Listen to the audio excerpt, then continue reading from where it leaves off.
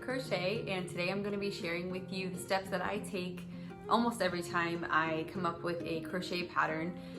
Lately I've been thinking about when I first started and how I was nervous that I was going to miss a step or I wasn't going to do something right.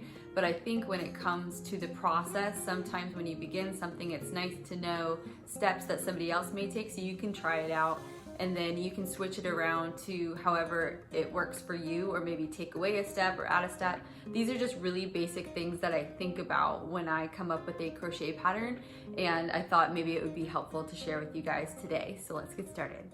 So one of the very first things I like to consider before I even start a pattern or thinking about a pattern is, what season am I designing for? Am I going to do the season that I am currently in, or am I looking to do something for the future?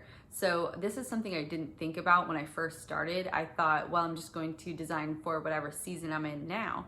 But if you are looking to do like a blog or a YouTube channel with your designs, I highly recommend trying to get a little bit ahead of schedule. And then that way you won't be so overwhelmed with the deadlines. Say you're doing something for winter, and sometimes when you go through the process, it might take a little bit longer. You have to make some changes. You have to find new testers. So designing for the season ahead is a really great idea. If you're just getting started and you're not really too worried about deadlines or anything like that, I do recommend doing the season that you're in. That way you can wear what you make and try it out and see if you like it. The season really matters, because when you're going to choose your yarn, it's either going to be something like lightweight and breathable, or it's going to be something a bit thicker and warmer for the winter time. So what I like to use in the summer times is something that is like cotton or bamboo based. Some people do use acrylic.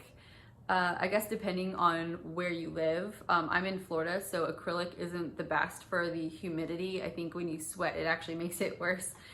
So I don't really recommend acrylic for the summer or springtime. Maybe springtime if it's cooler. But I like to do like cotton and bamboo base. This is Lion Brand's Kobu yarn, and their Trubu yarn's really nice too. But you could do like peaches and cream cotton yarn, or the other cotton lines that are available. Or if you're doing winter, I recommend doing something thicker. This is Lion Brand's Wool Ease Thick and Quick. It has a little bit of wool. I think it's 20% wool and the rest is acrylic. This is great for winter. So yeah, think about the season that you are going to design for, and then find the yarn that you would like to use. Now that you know what season you're going to be designing for, it's time to think about who you are designing for. Is this going to be for an adult, a teen, a child? This is going to matter because you're going to need to know how much yarn, or an estimate amount of yarn that you're going to use. Obviously you'll use less for a child and more for an adult. So find out the season and then who you're going to design for.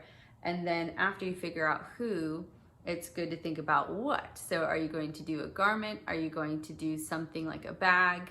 If you are going to do a garment, I really love to look through, my favorite is to look through like 1960s crochet patterns. You can look through old patterns, magazines, Pinterest, just about anywhere. Sometimes I even look around the stores nowadays, and if I see something that I like the shape of, I'll take a picture of it. And I've even gone to stores with my measuring tape and measured things out sometimes if I really like the shape, and I'll sketch it.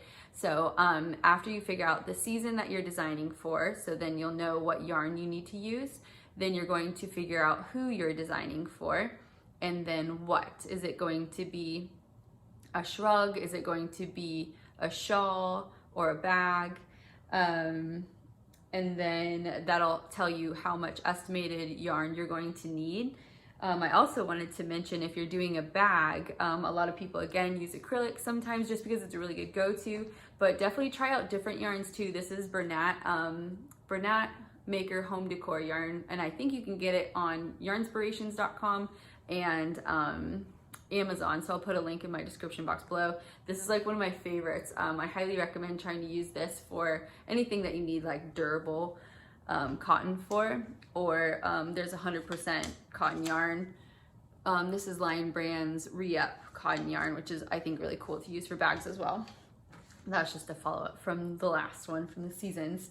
So we covered what season, is it going to be hot or cold, figure out the yarn you're going to use, who are you designing for, is this for an adult, a teen, or a child, what are you going to make, like what shape is it going to be, and this would be a great time to sketch. I have printed out mannequin, you can find these on like Google, I'm not sure if you can see it. I spilled coffee on mine earlier. But if you can print out this, or if you're really good at drawing, you can draw like a little stick figure of whoever and make it whatever body shape you want to make it. And then just do a quick sketch. It doesn't have to be anything perfect. I'm not a great drawer, but it's really good to get your ideas on paper and then put them in a folder if you want to keep them for later. So that would be my next one. And then once you have the shape down and you know what yarn you're using, you can go and find the stitch. So you can look for stitches on YouTube, Google. You can be old-fashioned and get the, not old-fashioned, but you can get the stitch books. I have one, 99 Crochet Post Stitches. It's a really cool book with all the instructions. This is 63 easy to crochet pattern stitches. I like to flip through these and see any new stitches that you want to make. Sometimes you come across really cool ones, sometimes they don't work out, and that brings me to my next step that I take, which would be make a swatch. So I pick some stitches that I really think look cool, and then you need to do a swatch and figure out what you are going to do, whether you like the post stitches or if you want to do like a chevron shape. And I also wanted to mention that even though it has a recommended hook size on the yarn, I've been known to change it for my patterns, because sometimes it'll call for, like this is a size G, which is a 4mm crochet hook.